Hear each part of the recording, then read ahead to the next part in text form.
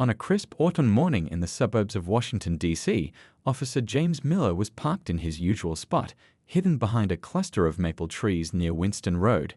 He'd been having a relatively quiet morning, catching up on paperwork while occasionally glancing at passing cars.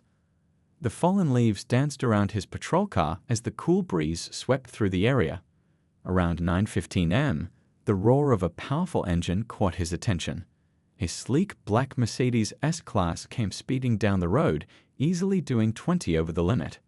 Officer Miller straightened up, started his engine, and pulled out onto the road, flipping on his lights and siren. The Mercedes driver, seemingly unfazed, took their time before smoothly pulling over to the side of the road. Through his rearview mirror, Officer Miller noticed the driver was a well-dressed black woman, probably in her mid-40s, who appeared to be speaking into what looked like a hands-free device. As he approached the vehicle, he noticed the dark-tinted windows and the diplomatic-style plates, though they weren't actual diplomatic tags. The woman had already rolled down her window and was sitting calmly, both hands visible on the steering wheel, something that caught his attention as it showed she knew proper protocol. "Good morning, ma'am. License and registration, please," Officer Miller said, trying to maintain his authority while noting the woman's expensive-looking suit and the sophisticated tech displays glowing on her dashboard. "Of course, officer," she replied coolly, her voice carrying a hint of authority that made Miller slightly uncomfortable. She reached slowly for her glove compartment. "I'm Dr. Maya Thompson, and I'm actually running late for an important meeting." As she handed over her credentials, Officer Miller noticed her ID seemed different, not quite standard issue, but not obviously fake either. Something about it made his cop instincts tingle. The holographic security features were unlike anything he'd seen before. "Do you know why I pulled you over today, Dr. Thompson?" he asked, studying her face carefully. "I imagine it's because you clocked me going above the speed limit," she replied matter-of-factly, checking what appeared to be a high-tech watch on her wrist. "And I acknowledge that. However, I really need to." "Ma'am, I'll need you to stop looking at your watch and pay attention," Miller interrupted, his suspicion growing. Most people showed either fear or anger when pulled over. This woman showed neither. Instead, she exhibited an unsettling confidence that made him uneasy. Dr. Thompson sighed quietly and folded her hands in her lap. "Officer, I understand you're doing your job, but I really must insist that you run my information quickly. Time is of the essence." Her calm insistence only made Officer Miller more suspicious. He'd seen plenty of entitled people try to talk their way out of tickets, but something about this felt different. He noticed a small earpiece in her right ear, barely visible, and what looked like a sophisticated phone system built into her car's console, again, not standard issue. "Step out of the vehicle, please," he commanded, his hand instinctively moving closer to his weapon. "Officer Miller," she said, looking directly at him for the first time, her dark eyes intense and unwavering, "I strongly advise against this course of action. Please, simply run my information." The use of his name, which he hadn't given her, sent a chill down his spine. How did she know who he was? His suspicion now turning to alarm, he called for backup, his hand firmly on his weapon. "Ma'am, exit the vehicle now," he ordered more forcefully. Dr. Thompson closed her eyes briefly, as if making a decision. "This is going to complicate things unnecessarily," she muttered, seemingly to herself. Then, speaking into what appeared to be a hidden microphone in her collar, she whispered something that sounded like a code. Within seconds, Officer Miller's radio crackled to life with an incoming message, but he was too focused on the situation at hand to pay attention to it. 2 backup patrol cars were now pulling up, their lights flashing in the morning sun. The situation was about to take a turn that would change Officer Miller's career forever, though he didn't know it yet. As his fellow officers approached, Dr. Thompson remained perfectly still, a slight smile playing at the corners of her mouth, as if she knew something they didn't. And indeed she did. In the next few minutes, this routine traffic stop would spiral into one of the most memorable encounters of Officer Miller's career, leading to revelations that would shake the very foundation of his understanding of law enforcement and prejudice. But for now, he stood there, hand on his weapon, watching as his backup approached, completely unaware that he was about to learn a lesson about assumptions that would stay with him for the rest of his life. The morning sun continued to rise in the sky, casting long shadows across the pavement as the scene was set for a confrontation that would soon make headlines across the nation. Little did anyone present know that this traffic stop would become a turning point in the ongoing national conversation about law enforcement, racial profiling, and the complex world of national security. As 3 police officers approached the black Mercedes, tension filled the air. Dr. Thompson remained perfectly still in her driver's seat, her expression unreadable. Officer Miller was joined by Officers Chen and Rodriguez, both experienced veterans of the force. "Ma'am, this is your final warning. Step out of the vehicle," Miller commanded, his voice carrying across the now quiet suburban street. Several onlookers had gathered at a safe distance, phones raised, recording the scene. Dr. Thompson spoke clearly into her collar, initiating Protocol 7. Then, turning to the officers, she said, "Gentlemen, I'm about to reach for my credentials. I want to be very clear about my movements." Her calm demeanor was starting to unnerve even the veteran officers. Officer Chen moved to the passenger side while Rodriguez positioned himself behind the vehicle. The morning had started routinely enough, but something about this situation felt different to all of them. Slowly, Miller instructed, his hand still resting on his weapon.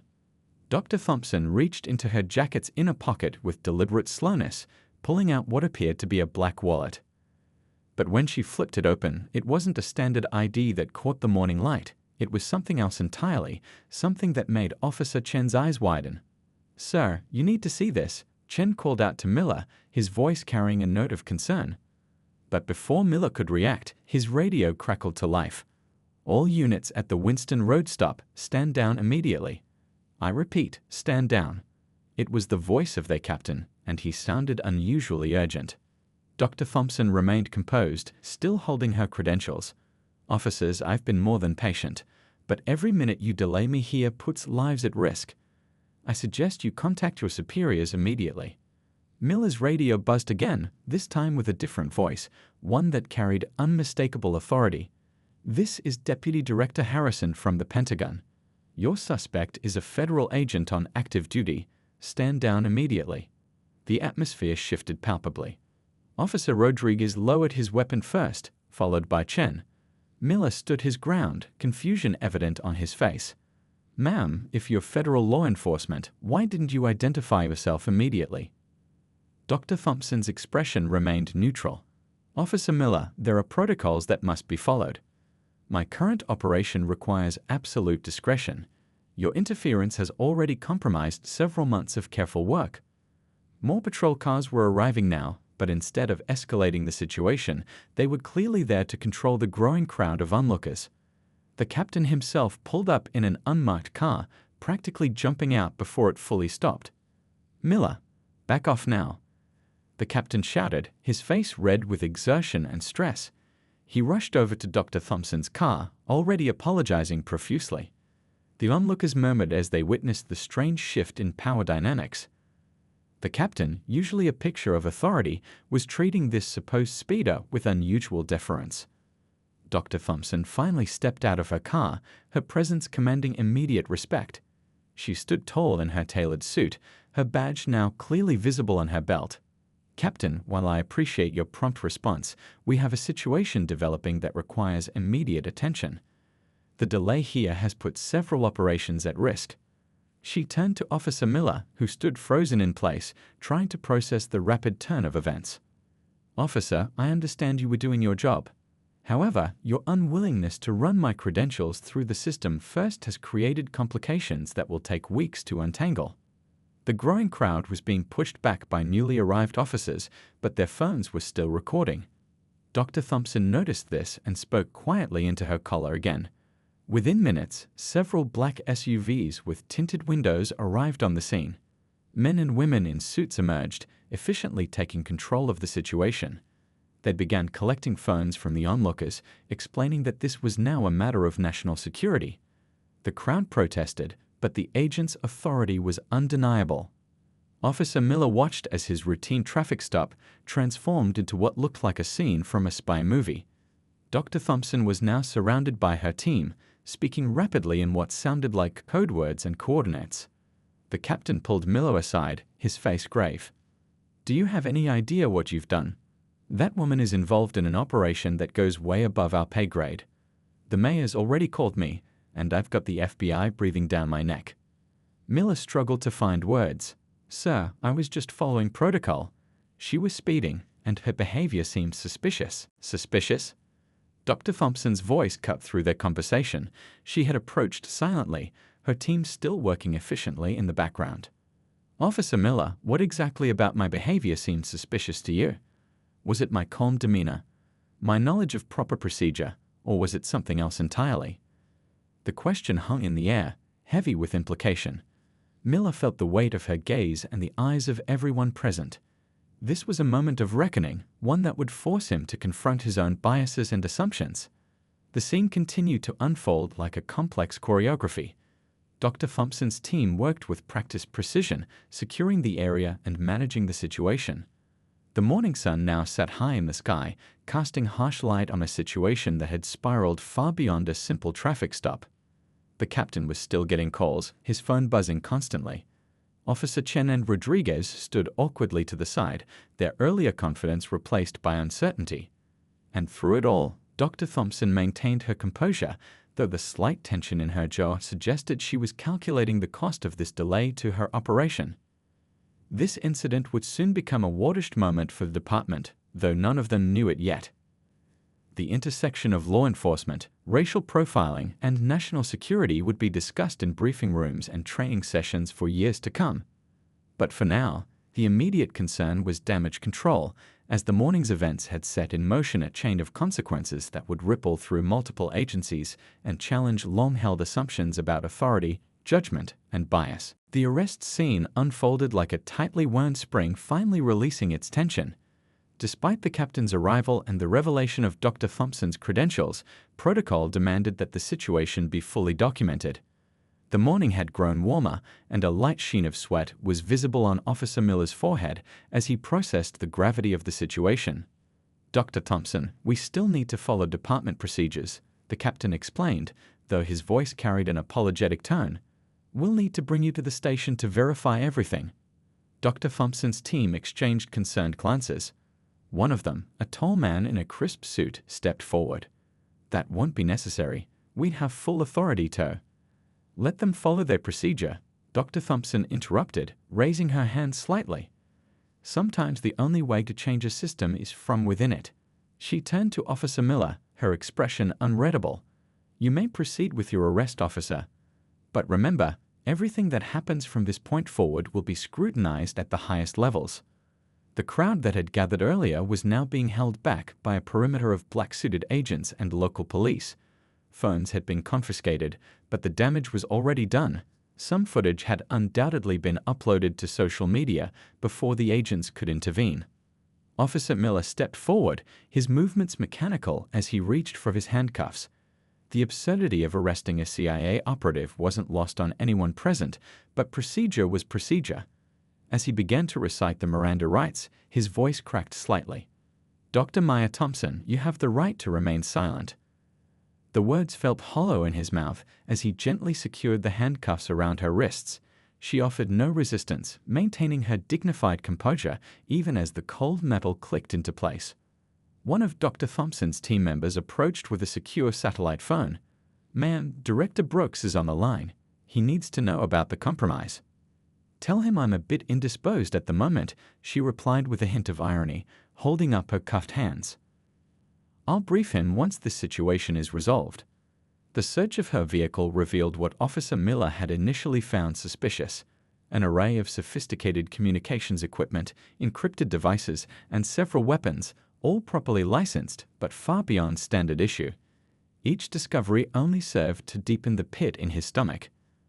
As they prepared to transport Dr. Thompson to the station, her team efficiently packed up their equipment. The captain was still on his phone, his face growing increasingly pale as he received call after call from various federal agencies. "Sir, one of Dr. Thompson's agents approached the captain. We'll be following your convoy to the station.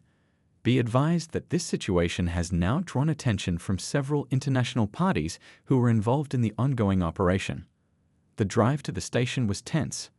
Officer Miller, who insisted on transporting Dr. Thompson himself, kept glancing in his rearview mirror. She sat calmly in the back, her eyes closed as if in meditation.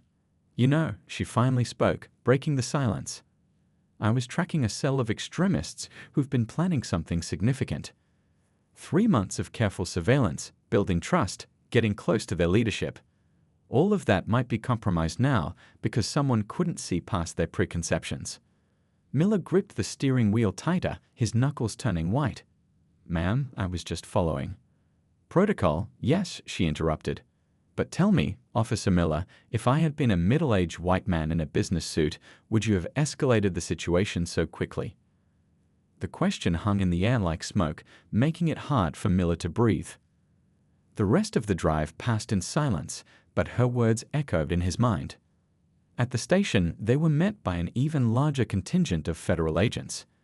The building was practically in lockdown, with senior officials from various agencies arriving by the minute. Officers who normally worked at the front desk were being cleared out as secure communications equipment was brought in. As Dr. Thompson was escorted inside, still in handcuffs, she turned to Officer Miller one last time. "Sometimes, officer, the biggest threats don't look like what we expect them to. And sometimes, the people protecting this country don't either." The booking area had been transformed into a makeshift command center. Screens displayed maps and data, while encrypted communications channels were being established. The local police officers watched in amazement as their small station became the center of what was clearly a major national security operation. The captain emerged from his office, looking years older than he had that morning. "Miller, my office now." His voice was tight with controlled anger and fear. As Officer Miller followed his captain, he could hear Dr. Thompson already coordinating with her team, giving rapid-fire instructions about surveillance patterns and extraction protocols. The handcuffs had been removed, and she was now fully in her element, commanding the room with natural authority. This wasn't just an arrest gone wrong. It was a moment that would force an entire department to confront its underlying biases and assumptions. The consequences would ripple out far beyond this small suburban police station, touching on issues of race, authority, and national security that would be discussed in training rooms and briefings for years to come. And for Officer Miller, standing in his captain's office awaiting what would surely be the most serious conversation of his career, the morning's events had shattered not just protocols and procedures, but the very lens through which he viewed his role as a law enforcement officer. The real question was, what would he and his department learn from this experience? Inside the transformed police station, chaos reigned with a strange sort of order. The normally quiet booking area buzzed with activity as federal agents set up their equipment, their movements precise and purposeful. The local officers stood around the edges of the room, watching their familiar workspace become unrecognizable. Officer Miller sat in the captain's office, the morning's events playing on repeat in his mind. The captain's computer screen kept lighting up with incoming messages, each one seeming to make him more anxious than the last. "This is beyond anything we've dealt with before," the captain muttered, scrolling through his emails.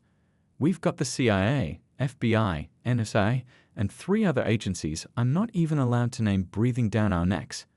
The mayor's office won't stop calling and—" His words were cut short by a sharp knock at the door. A stern-looking woman in a dark suit entered without waiting for a response. "Captain, I'm Agent Walsh from the CIA's Internal Affairs Division. We need to discuss the implications of this morning's incident." The captain gestured for her to sit, but she remained standing. "Our systems show that Officer Miller never ran Dr. Thompson's credentials through the database. If he had, this entire situation could have been avoided. The alert would have been immediate." Miller shifted uncomfortably in his chair. "The database? But I've never seen credentials like hers before." "Exactly," Agent Walsh replied. "There's a specific protocol for unusual government IDs. It's covered in your department's training manual, page 47, paragraph 3. As if on cue, the computer chimed with another notification. The captain's face went pale as he read it. They're saying Dr. Thompson's operation was tracking a significant security threat. Something about a potential attack on. "That's classified," Agent Walsh cut in sharply. "What matters now is damage control. Our tech team is working to scrub any footage from social media, but we can't guarantee we caught everything. This could compromise years of work." Outside the office, they could see Dr. Thompson through the glass windows. She had transformed a corner of the booking area into a command center, coordinating with her team while simultaneously typing on multiple devices. The local officers watched in awe as she switched effortlessly between what sounded like 3 different languages while giving orders. Suddenly, all the screens in the station flickered. Agent Walsh's phone buzzed, and her professional demeanor cracked slightly. They found something. "Captain, we need your largest conference room now." The next hour was a blur of activity. The conference room filled with agents and analysts, all focused on Dr. Thompson as she stood at the front, pointing to various locations on a digital map. Officer Miller, despite his role in the morning's events, found himself included in the briefing. "The traffic stop delayed our surveillance rotation by 47 minutes, Dr. Thompson explained, her voice carrying both authority and urgency. "During that time, our targets moved. We lost visual contact here, and here." She pointed to different spots on the map. One of the analysts raised his hand. "Ma'am, facial recognition just picked up 2 of the subjects boarding a train at Union Station." Dr. Thompson's expression remained calm, but her eyes intensified. "Direction?" "Northbound, ma'am. Boston." The room erupted in controlled chaos. Dr. Thompson began issuing rapid-fire orders, her team moving with practiced efficiency. "I want eyes on every station between here and Boston. Alert our Cambridge team. And someone get me Director Brooks on a secure line." Officer Miller watched as the consequences of his actions unfolded before him. What had started as a routine traffic stop had escalated into a national security situation affecting multiple cities. The captain leaned over to Agent Walsh, whispering, "How serious is this?" "Let's just say," she replied quietly, "that if Dr. Thompson's team doesn't catch up to their targets, this morning's traffic stop might become a footnote in a much darker chapter of history." As if sensing their conversation, Dr. Thompson looked up from her work. Her gaze met Miller's, and for a moment, the room seemed to freeze. "Officer Miller," she called out, "come here for a moment." Miller approached cautiously, aware of all eyes on him. Dr. Thompson pulled up a new image on the screen, a timeline of events. "I want you to understand exactly what your actions set in motion today. Not to shame you, but to help you grow from this." She began explaining the ripple effects of the delay, the moved pieces, the compromised positions. But more than that, she was teaching him, and by extension, everyone in the room, about the dangers of assumptions and the cost of unconscious bias in law enforcement. The presentation was interrupted by an urgent message. Dr. Thompson read it quickly, her expression changing subtly. "Ladies and gentlemen, we have new intel. Captain, we're going to need your station for a bit longer. Officer Miller, you started this situation, now you're going to help us fix it." The local officers exchanged glances, realizing they were about to become part of something much bigger than their usual jurisdiction. The morning's embarrassing incident was transforming into an opportunity for real change, both in their department and in their understanding of law enforcement's role in national security. As Dr. Thompson began outlining the next phase of operations, Officer Miller took out his notebook, determined to learn from this experience. The station had become ground zero for a major federal operation, and somehow he found himself in the middle of it all, watching as his mistake turned into a masterclass in law enforcement, bias awareness, and national security. The revelation of Dr. Thompson's true identity unfolded like a carefully orchestrated symphony in the packed conference room. Screens displayed live satellite feeds, while dozens of analysts worked furiously at their laptops. The local police station had transformed into something that looked more like a scene from a high-tech spy movie. Dr. Thompson stood at the center of it all, her presence commanding attention without effort. "Our operation was tracking a domestic terror cell planning to attack multiple targets along the eastern seaboard," she explained, pulling up detailed maps on the main screen. "Until this morning, we had infiltrated their inner circle successfully." The room fell silent as she continued. "For the past 8 months, we've been gathering intelligence on a group that's been quietly recruiting from prestigious universities. They're not your typical extremists. They're professors, engineers, and scientists who believe they're working toward a twisted version of progress." Officer Miller watched as she pulled up photographs and documents, each piece fitting into a larger puzzle he'd inadvertently disrupted. The weight of his earlier actions pressed heavily on his shoulders. The operation required absolute secrecy, Dr. Thompson continued. My cover was carefully crafted, a visiting professor with expertise in biochemistry. The speeding this morning was intentional. I was following a courier who had valuable information about their next move. The captain cleared his throat. Dr. Thompson, just how serious is this threat? She paused, considering her words carefully. These people have the knowledge and resources to create chaos on a scale we haven't seen before. They've been developing something in underground labs, something that could make a lot of people very sick. The room tensed. One of Dr. Thompson's team members stepped forward with a tablet. Ma'am, we've got movement at the secondary location. She quickly scanned the new information, her expression shifting slightly. They're accelerating their timeline. Our interference this morning spooked them. She turned to face the local officers. This is why profiling is not just morally wrong, it's dangerous.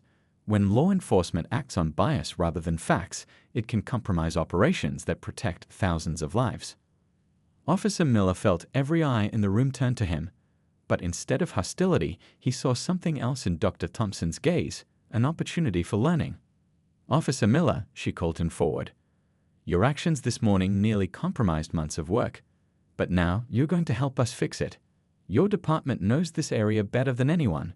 We need that local knowledge. The next hour was a crash course in high-level operations. Dr. Thompson's team shared maps of suspected meeting locations, safe houses, and potential targets.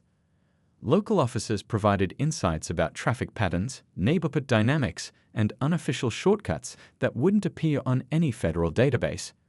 The cell thinks they're careful, but they're not local, Dr. Thompson explained.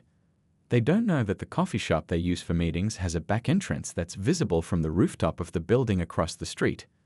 They don't know which security cameras are dummy ones installed by shop owners and which ones actually work. The captain organized his officers into teams, each assigned to work with federal agents. Years of walking these streets gave them insights that no satellite feed could provide. As they worked, Dr. Thompson pulled Officer Miller aside. You know what the hardest part of my job is? She asked, her voice lowered. It's not the danger, or the secrecy, or even the sacrifice of a normal life. It's watching people make assumptions about who I am and what I'm capable of every single day. Miller nodded slowly, understanding dawning in his eyes. I really messed up this morning, didn't I? Yes, she replied simply. But what matters now is what you learned from it. This job, whether it's local police work or international intelligence, requires us to see beyond our preconceptions. The person you pull over might be a threat to national security, or they might be the one preventing that threat. Their conversation was interrupted by urgent activity across the room. One of the analysts called out, Dr. Thompson, we've got a hit on facial recognition. 2 of the primary targets just checked into a hotel in Baltimore. The energy in the room shifted instantly. Dr. Thompson moved back into command mode, directing resources and coordinating with multiple agencies. But something had changed in the way the local officers watched her. There was a new understanding, a recognition that went beyond badges and credentials. As the operation kicked into high gear, Officer Miller found himself working alongside federal agents, his local knowledge proving invaluable. The morning's embarrassing traffic stop had evolved into something much more significant, a lesson about judgment, bias, and the complex web of people working to keep the country safe. Dr. Thompson's phone buzzed with a message from Washington. She read it quickly and addressed the room. We have 2 hours to contain this situation before it escalates beyond our control. Everyone clear on their assignments. The room responded with professional efficiency, local and federal forces working together with a new understanding. The revelation of Dr. Thompson's identity had done more than just expose a covert operation. It had broken down barriers and challenged assumptions that had no place in modern law enforcement. As teams began moving out to their assigned positions, Dr. Thompson caught Officer Miller's eye one last time. No words were needed. They'd both understood that this day would change not just their perspectives, but the entire department's approach to law enforcement. The operation was now in full swing, with the weight of national security hanging in the balance. But beyond the immediate crisis, a more profound change was taking place, one that would reshape how these officers viewed their role in the greater tapestry of justice and security. The aftermath of the morning's events rippled through the department like waves after a stone hits water. Officer Miller found himself sitting in a mandatory department-wide training session just 1 week after the incident. The room was packed with officers, all eyes focused on the front where Dr. Thompson herself stood, now dressed in a formal business suit rather than her operational gear. What happened last week wasn't just about one traffic stop gone wrong, she began, her voice carrying clearly through the room. It's about how snap judgments and unconscious bias can compromise not just local police work, but national security operations. The presentation screen behind her showed footage from the incident, carefully edited to protect classified information. Officers shifted uncomfortably in their seats as they watched their colleagues' actions unfold. "I'm not here to shame anyone," Dr. Thompson continued, noting the tension in the room. "I'm here because this incident has created an unprecedented opportunity for growth and change." She clicked to the next slide, showing various statistics about traffic stops and bias incidents. Officer Miller, sitting in the front row, felt a mix of embarrassment and gratitude. The department could have fired him, but instead, they'd chosen to use this as a teaching moment. He noticed several high-ranking officials from various federal agencies sitting in the back of the room, taking notes. "Your actions have consequences beyond what you can see," Dr. Thompson explained, pacing slowly across the front of the room. "When Officer Miller pulled me over, he couldn't have known that he was interrupting a surveillance operation tracking dangerous individuals. But that's exactly why we need to approach every interaction with clear minds, freed from preconceptions." The training session continued for hours, covering everything from proper ID verification procedures to recognizing different types of federal credentials. But more importantly, it delved deep into the psychology of bias and its impact on law enforcement. During the lunch break, Dr. Thompson approached Miller's table. "How are you holding up?" she asked, sitting down with her coffee. "Honestly, it's been tough," he admitted. "But I'm learning. We all are." He gestured to his colleagues, who were engaged in animated discussions about the morning's training. "You know," Dr. Thompson said, "the operation didn't fail. In fact, your mistake led to some unexpected benefits. The cell got sloppy when they rushed to relocate. We caught their entire leadership within 48 hours. The afternoon session focused on practical applications. Officers participated in role-playing scenarios, learning to handle various situations without letting bias affect their judgment. The scenarios ranged from traffic stops to suspicious activity calls, each designed to challenge their assumptions. "Remember," Dr. Thompson emphasized during one particularly intense scenario, "the biggest threats often don't look like what we expect. The terrorist might be wearing a business suit. The hero might look like someone you'd normally profile. Your job is to see beyond those surface-level assumptions." The department's policies underwent significant changes in the following weeks. New protocols were implemented for verifying credentials, and additional training was scheduled. Officer Miller found himself at the center of these changes, not as a cautionary tale, but as an example of how to learn and grow from mistakes. The chief of police called a press conference to announce the department's new initiatives. "What happened here has sparked a nationwide conversation about law enforcement practices," he stated to the assembled reporters. "We're committed to being at the forefront of positive change." Dr. Thompson's team remained in contact with the department, offering resources and support for the new training programs. They developed a comprehensive curriculum that would be shared with other police departments across the country. Officer Miller's perspective on his job transformed completely.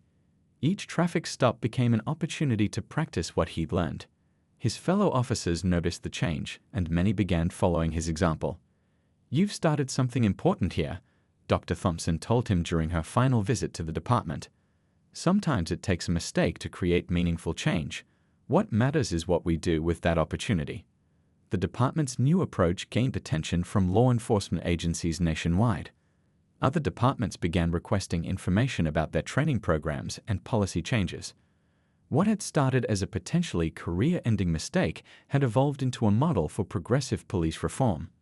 As the weeks passed, the incident became a case study in police training academies.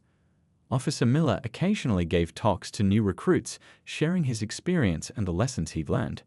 His honest acknowledgement of his mistakes and commitment to improvement resonated with officers in training. The most significant change, however, was in the department's relationship with the community. Trust began to rebuild as citizens noticed the different approach officers were taking to their interactions. The number of complaints dropped, while positive feedback increased. 1 year after the incident, the department hosted a community forum where Dr. Thompson returned as a keynote speaker. The room was filled with officers, community leaders, and citizens, all engaged in open dialogue about law enforcement and bias. Change doesn't happen overnight, she reminded them. It happens one interaction at a time, one decision at a time, one person at a time. What matters is our willingness to learn, to grow, and to do better.